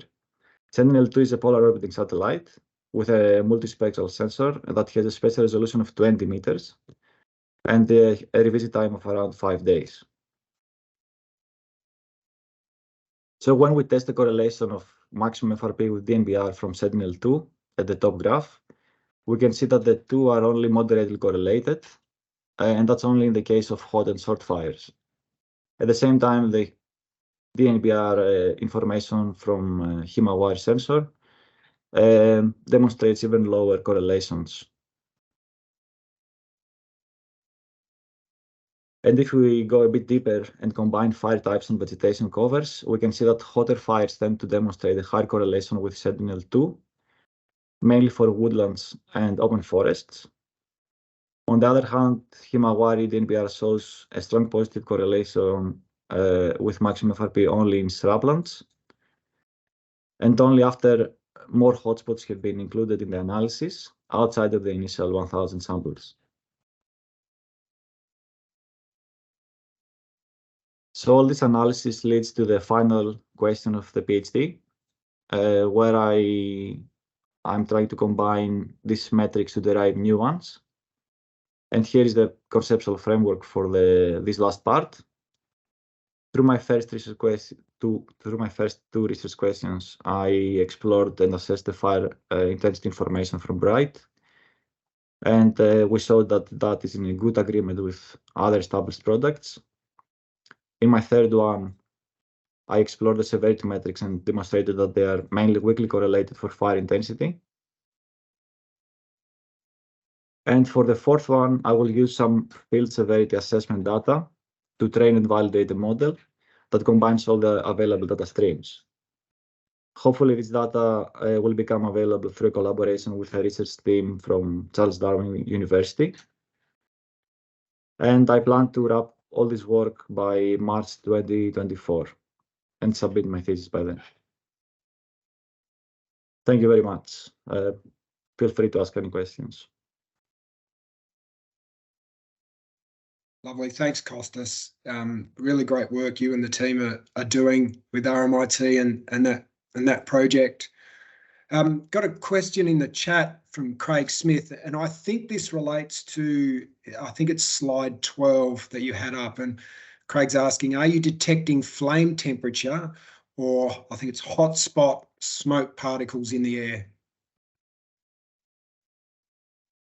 So, yeah, so the Bright algorithm that is doing the detection is using the emitted temperature from in the middle infrared channel. So yeah, so we're not using any smoke particles. I guess those can be error sources, or they can either cover the fire or provide false positives. Thanks, Greg. Kostas, one from me. I'm interested, what's the transferability of the approach that you've got here? Obviously, it's been designed for Australia. What's the opportunity to transfer this easily into other jurisdictions around the world that are also having difficulty with fires? Is there something you've customised for Australia, or is it easily just to be able to move it across? So what's specific to Australia is the way that the Bright algorithm is doing its detections and how it defines the background radiation that is then used to derive the intensity. So just by tweaking that part of the algorithm, we can apply it elsewhere. Of course, then we have to adjust our conclusion based on vegetation types, but that shouldn't be that should be straightforward to do. Sounds like options may open up for us just yet. Yeah, why not?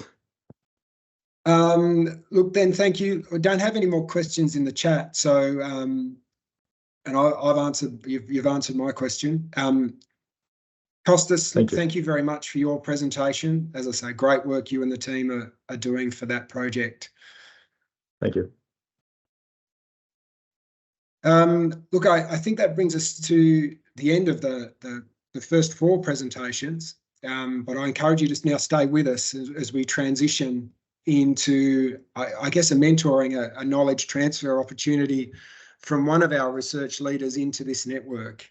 And we've got a keynote from Professor Hanna Kurniawati. Hanna, I do apologise if I've butchered your last name.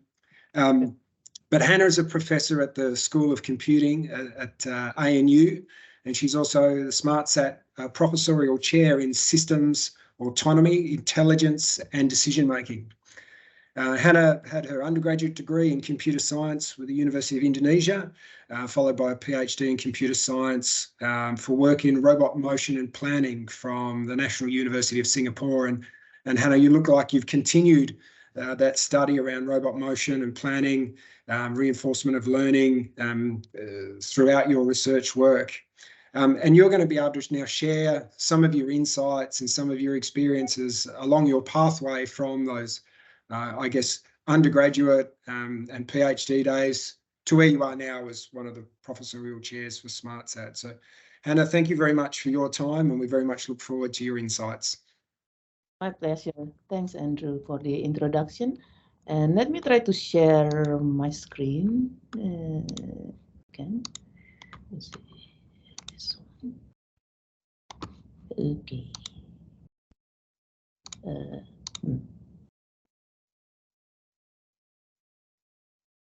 Okay. Do you see the presentation mode? Yeah, that looks good. Great. Thank you so much. Thanks a lot for the invitation. Thanks a lot for the introduction, Andrew. And thanks a lot for the great presentation by the PhD students. And that's very exciting, a lot of exciting work there. And congratulations to the first speaker, Jordan Plotnek. Am I pronouncing the name correctly? For finishing the PhD and also for securing a faculty job right after. So congratulations for that. So yeah, I was asked a little bit on sharing some of my experience. So perhaps before that, I'll just introduce a little bit on sort of my current affiliation. So I'm with the ANU, as Andrew mentioned, in particular with the School of Computing. I'm a professor here. And I'm also involved with the ANU Institute for Space, where they're trying to pull together the different expertise at ANU that are related to space problems that we want to tackle. And I'm also quite fun and quite proud that I've sort of founded the robotics group at the ANU School of Computing. And perhaps a little bit is I'm also the planning and control lead for the soon-to-be launched IRC ITRH in autonomous robots inspection and asset management hub. So that will be exciting. It's a collaboration with the University of Sydney, QUT, Center for Robotics, and also with several other, quite a number of industry partners. So we are excited with that. And also, as Andrew mentioned, last but not least, I'm also a professorial chair for SmartSat in the System Autonomy, Intelligence and Decision Making.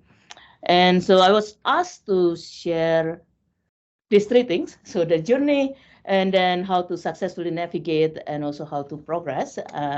So I hope this can be sort of like a very casual thing. If this were in person, I was hoping that we can actually do this over coffee, for instance, but that's all right. Now, so the first thing is that So this is sort of the places where I've done my education and training. So I started my undergrad, as Andrew mentioned, in Indonesia, at the University of Indonesia. And then I did my PhD in Singapore. Both of them are in computer science. While I was in Singapore, I also did an internship for 6 months in INRIA in France. When I went there, I didn't know any French language, but survived. And then after that, I finished my PhD and I started a postdoc in what's called the Singapore MIT Alliance for Research and Technology, which is an MIT lab outside of Cambridge, Massachusetts. And so during this time, I basically traveled back and forth between Boston and Singapore quite a lot. I think per year, at least 2-3 times that I need to travel. Then after I did my postdoc, and then I was also promoted to research scientist during that time, and then I found a faculty job. So I started and I moved to a different continent altogether, which is Australia. And the first time I was here was actually at UQ, the University of Queensland. And then after that, at the beginning of 2019, I moved to ANU, Australian National University. And then after that, I think around 4 years after that, I got this position as the SmartSat CRC Professorial Chair, which is very exciting. And in terms of the research, I think over the years, I've also grown a little bit in terms of the actual things that I'm doing. So when I was an undergrad, I actually am quite interested in cellular automata. This is actually used in, if you know the game of the Sim. So cellular automata is sort of used in there, and also in SimCity. So I'm quite excited because I play those games a lot at that time. And so I wanted to study and I wanted to know more. But then when I did my PhD, I moved a little bit to robotics because I wanted to figure out how can we make a device that can actually help us do stuff. And so hopefully in the future, we don't need to do anything, any chores, and all of that are going to be used to be done by robotics. And in particular, I specialize on sort of the autonomy side. So to enable robots to figure out what do they need to do so that they can accomplish the tasks that we want them to do. And I started when I was doing my PhD, I started working on this. And that's actually when we assume that we have no uncertainty. And so this is one of the main issue in here is really just scalability when we start having more complex robots with multiple arms and so on. And so it's probabilistic motion planning to handle the scalability issue. Then after that, I started wanting to bring that work to actual robot. And so this assumption of everything is perfect, there's no uncertainty, sort of fall apart. And so I started looking into planning under uncertainty, robot motion planning under uncertainty. And one of the very feasible failing that I saw last time when we need to deal with uncertainty and we assumed that things are deterministic, was when we start running things on marine robots. So they might actually hit the boundary of a reservoir, for instance, and basically break some of the, causes some of the issues with the radar. And it's not just noise that we need to handle, but it's actually substantial uncertainty. If you tell it to go left, for instance, it's actually go the other way, for instance. That's just an example. But yeah, so those are fun stuff. And so that's where I started working on this planning under uncertainty, and I continue this as sort of my major work when I'm a faculty in planning under uncertainty, and also looking into now how we can integrate the planning and learning. So when we don't even have a model to begin with, so perhaps one thing is that when we say we are doing planning, usually we require some kind of model of the system, model of the environment, but those models are not generally that easy to come up with. And so we started needing to combine this planning and learning, and also looking into reinforcement learning with a major application in robotics. but I also do some minor applications, especially when people ask if we can apply this kind of methods and approaches to other domains. And along the way, so we got quite a bit of publicity from our work.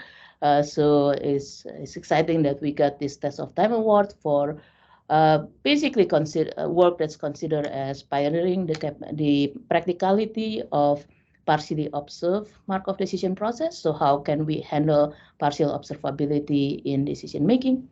And also a few best paper awards nominations and a whole bunch of other things, which is great. But obviously, this kind of recognitions are good, but on the day-to-day basis, it's not always high, right? It's always up and down, up and down.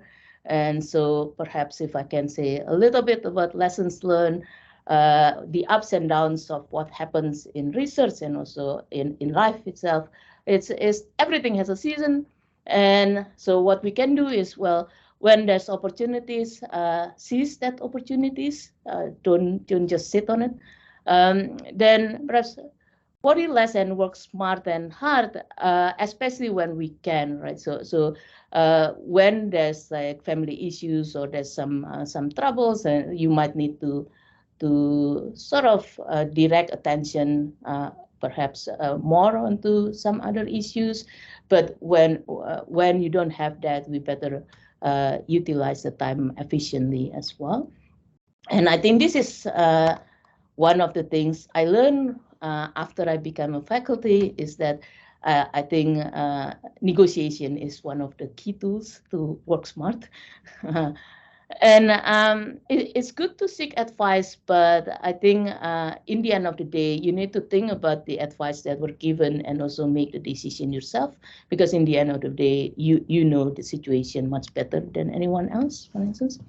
And so one of the interesting bit when you move from different countries, different continents. So I think I've lived in 4 different continents. And what's interesting is the different cultures, all of the cultures will have positive, negative, and it will be nice to embrace, especially the positive cultures, and obviously make new friends. But don't forget your old friends as well, and have fun in doing all the research work and the hard work as well. So that's sort of what I can say about the journey. I'm more than happy to answer any question. If we pull the questions to the end, I'm also fine with that.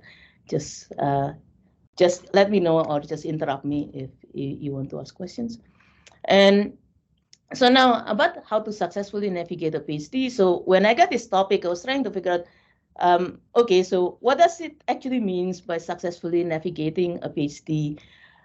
So I look into my old the comics. It's rather an old PhD comics that I usually like to perhaps when I procrastinate, I look into those comics. So one of that is actually a graph of how the ambition of a PhD student goes from when they were first year all the way until 5th year. Also, well, a little background, this PhD comics came from the US PhD system. So they have quite a much longer.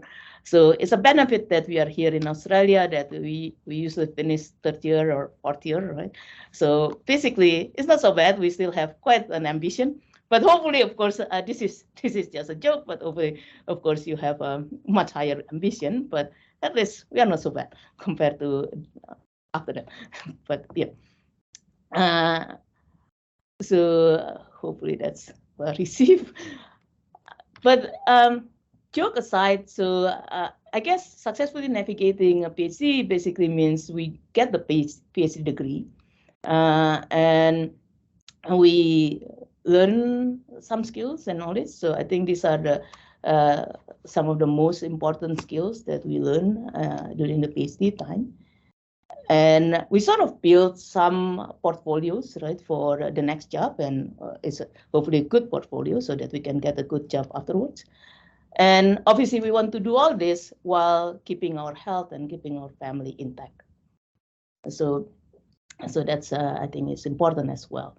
And so perhaps to get the PhD degree, what is needed? So so one thing that maybe if we're not careful, many of the people who goes to PhD are somewhat perfectionists, and then they would like to, well, this is going to be my life work. I want to shatter the field, the scientific field, and so on, right? But it would be useful to sort of understand. Usually, what happens is that we make some progress, perhaps a small progress in the scene of the entirety of the progress in science. And this website here actually links to a very nice illustration of sort of the expectation of the results from a PhD work. So I think it's a fun but a good reminder as well. But having said that, of course, you need to ask your supervisor what the requirements for getting a PhD. And so along the way, your supervisor are the most influential people for your PhD, and they will be the one helping you and also sort of looking into your work, whether they are sufficient or not for a PhD. Now, in general, when you ask your supervisor, their answer would actually be related to the portfolio you are building for your next job, which is good, right? But usually, in order for you to achieve them, you do need this finding the topics and the skills and beef up the skills and knowledge in your research area. So I'm not an expert in all of your research area, and perhaps just in a very narrow domain of some of your research area. And so for this, I will delegate it to your supervisor, who are all the experts in that domain. But perhaps just a high-level thing of finding a topic. I found this a very nice reading from Richard Hemming, who is obviously very influential and someone who has made a lot of impact. So I would suggest read this. This is a very easy, very short read, but I think very useful. And then we'll go to the paper reading, writing, and presenting. So I'll talk a little bit about this, one slide for each of these. Obviously, it's very brief, but if there are time, I'm happy to answer more. And I'm also happy to answer via emails. And along the way, there's references as well. So for paper reading, I think especially with the many papers that come these days, the number of papers that's being published per year is insanely large, right? So it might be useful to sort of learn to be able to read quickly, to filter out which paper are useful, are good for your particular domain, and then go into deeper into those papers. Right? You want to skim them to get the high level idea. Now, if it's interesting, then you can read them again, right? To figure out the details that you miss. And so I think one thing to remember here is that the paper is a random access. So you don't always need to read from the introduction all the way until the conclusion, but you can pick and choose which one you are not clear, and then you can read that more. Right? Now, in the very beginning, you might need to read more carefully, but after a while, you get used to it, and you can pick and choose the components that you're missing. So I think it's useful to be critical when reading papers. And so rather than just reading what they are doing, but it will be useful when reading them, you also have questions, right? And so some of these questions, I think these three questions would be very useful, which is what's exactly different in this paper compared to other works? And why is it that they do things that way? Right? Because sometimes there might be tricks that they don't really explicitly mention. So the why, I think, are important.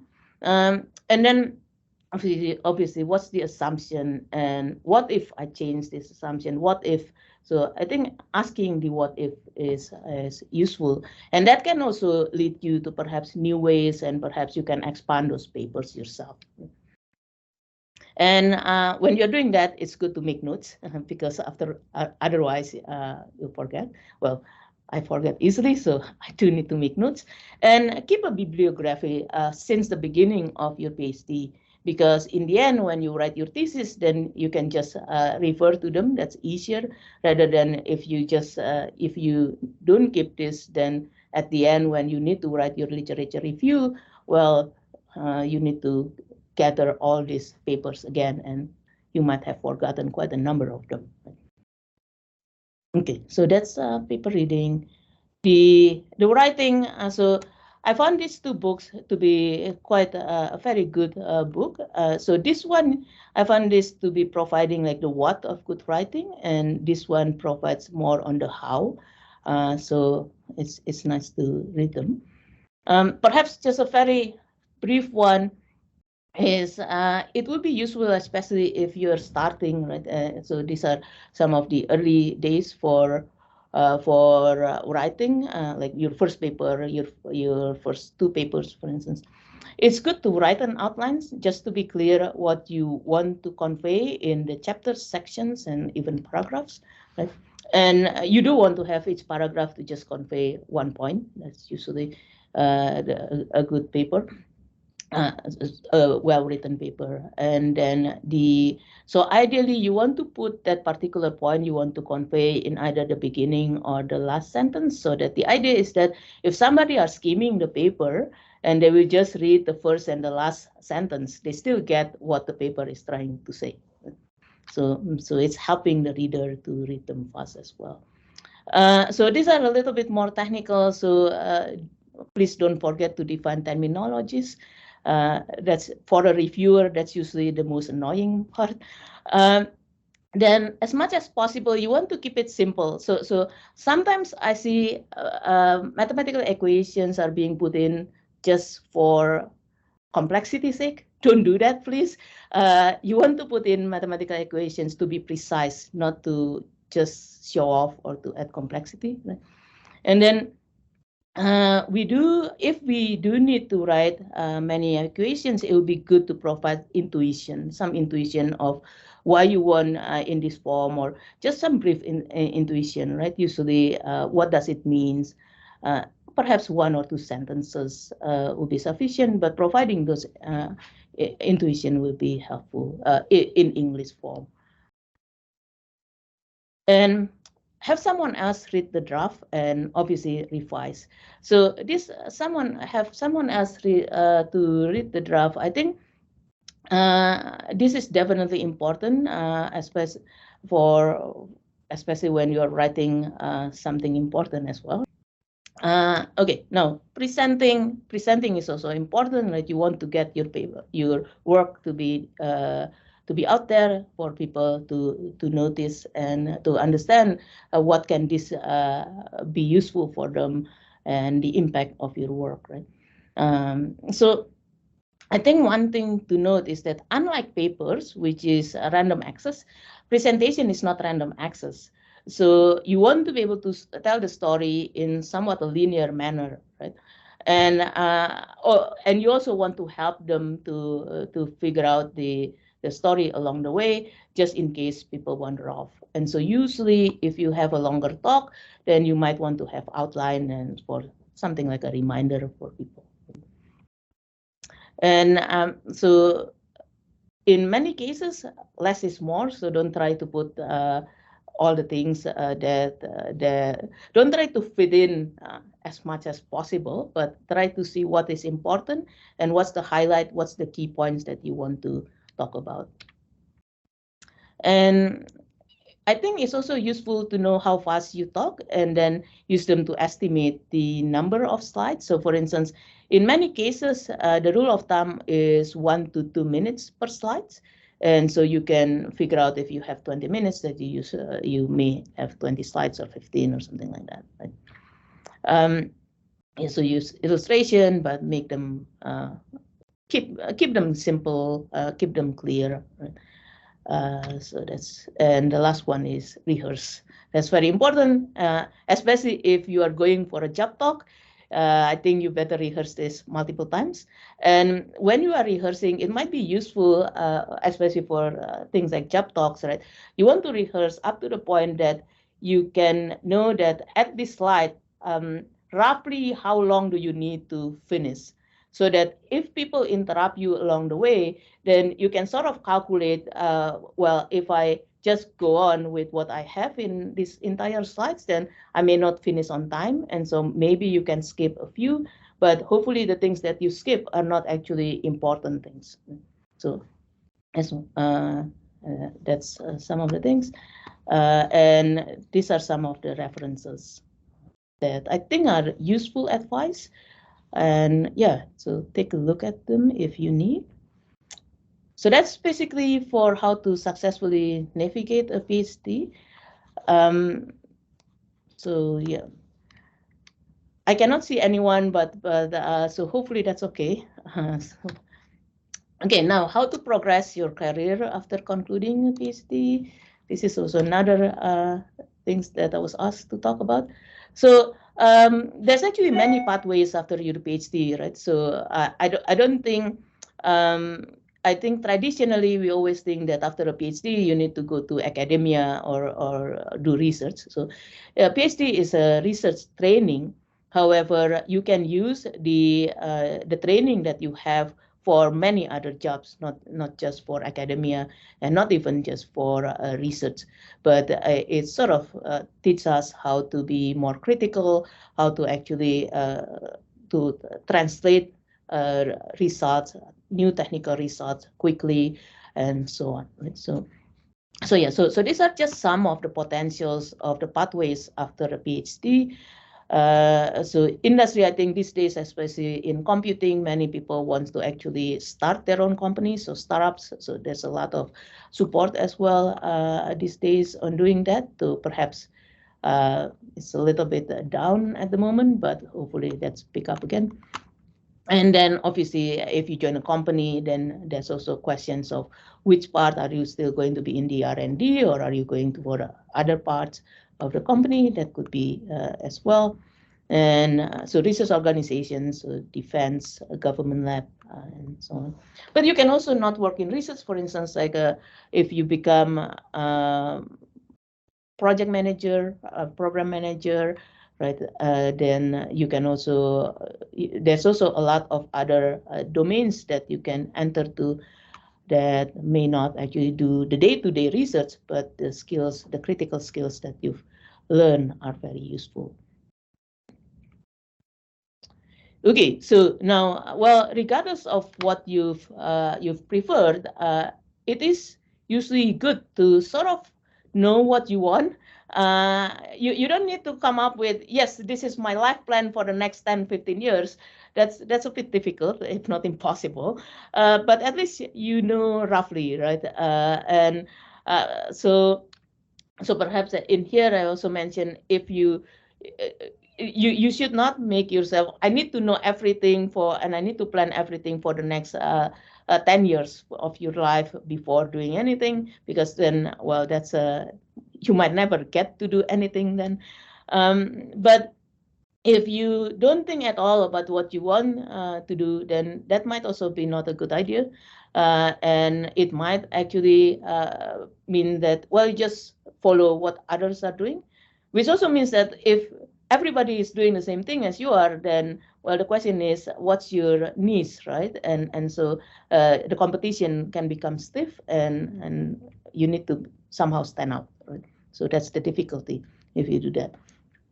And yeah, and obviously you need some kind of tenacity as well. And so it's good to know this is what I want, and I'm trying to go for it, even though just roughly. So how do we know what we want? Well, usually it's good to figure out what you're good at and what you're not so good at. Perhaps ask people, perhaps try to figure out as well, to think about what you like, what you don't like. Right?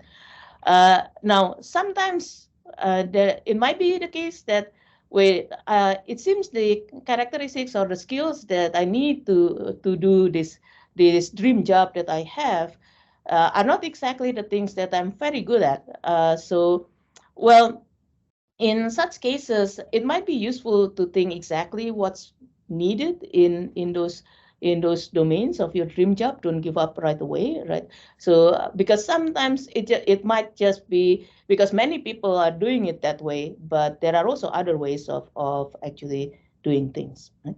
So, but if indeed it happens to be your weakness are some of the skills that's required, then it's also a chance for you to actually think whether you actually want this dream job bad enough that you want to spend the time, you want to spend the effort to actually learn these things and improve your skills. And so I cannot actually talk much about the industry job, for instance, or the non-research, because my background are mostly on academia, and I think there are many people that has a better background on the other parts, the other pathways. But for academia, usually we do need good papers and some teaching experience if you want to become a faculty member. And so in general, I think these days, especially in computing, it's not that difficult for you to get some teaching experience. But what you might want to consider is that you need to put research as your #1 priority during your PhD, because that's one of the rare opportunities that you have, that you actually have almost the entire of your time to just think about the problem and think about the research, right? So you want to really use that and build it up later on. And so I think I'm nearing the end, and this is some of the references. It's actually a very enjoyable presentations that they have. I would suggest that you read them. It's very useful, I think. Yeah, so that's all I have to say, and perhaps I'll just end with this. So I think if you forget everything I say, perhaps just try to seize opportunities, worry less, and work smarter and harder, and seek advice, and also don't forget to have fun. And that's it. Hanna, thanks so much for that presentation. Some great insights from your experience and direction. I'm not sure whether we probably got time for a couple of quick questions, but I actually wanted to try and wake the audience up for a second and just put some pressure onto them. You mentioned the myriad of opportunities. So some academic, some industry, some you can still do research out in industry. I wanted to just try and engage the audience here to see whether they might be able to raise their hand about the question of, out of the areas, how many on this call are interested in pursuing an academic career, and see whether we can get a subsection of that group to give us an indication. So colleagues, if you're on the call, maybe just raise your hand, and if you're actively pursuing an academic career, and if you're pursuing other areas, perhaps just stay silent.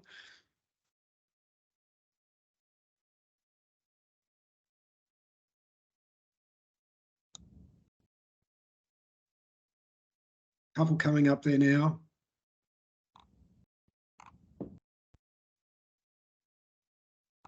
Okay, so let me ask another question. Thank you for those colleagues. Let me ask you, you just want a job. It doesn't matter whether you go to industry or academic, but it's still focused around the PhD topic, but you're pursuing a research career, and it doesn't matter whether you're in industry, or maybe we'll just focus around industry. How many colleagues, I should say, just focus around industry? Who wants to get an industry job?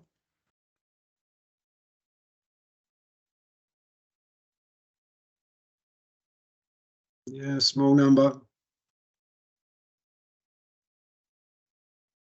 And then I suspect everyone else just wants a job, like the rest of us.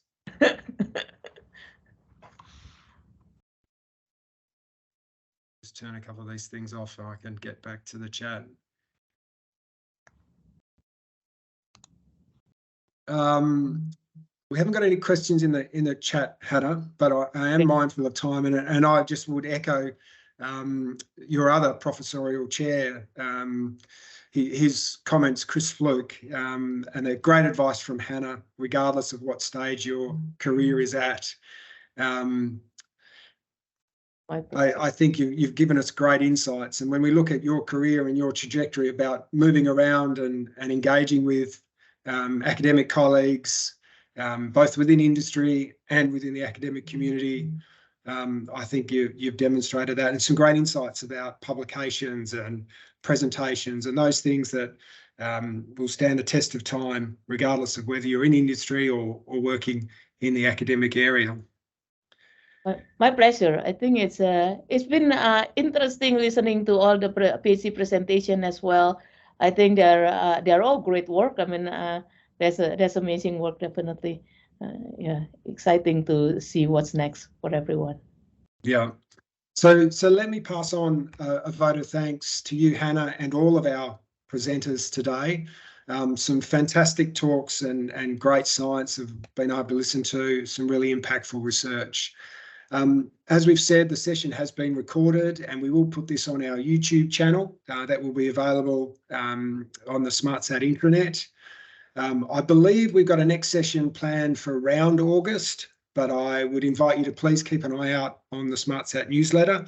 And if you haven't got a subscription, please go to the website and subscribe to SmartSat. There is a sign up there, but I'm sure most of you will be on it. Really enjoyed the session today. Hopefully everyone on the line has got something out of it, and we very much look forward to catching up with you all again at the next session. So with that, I will close the session and say once again, thanks everyone for your participation today.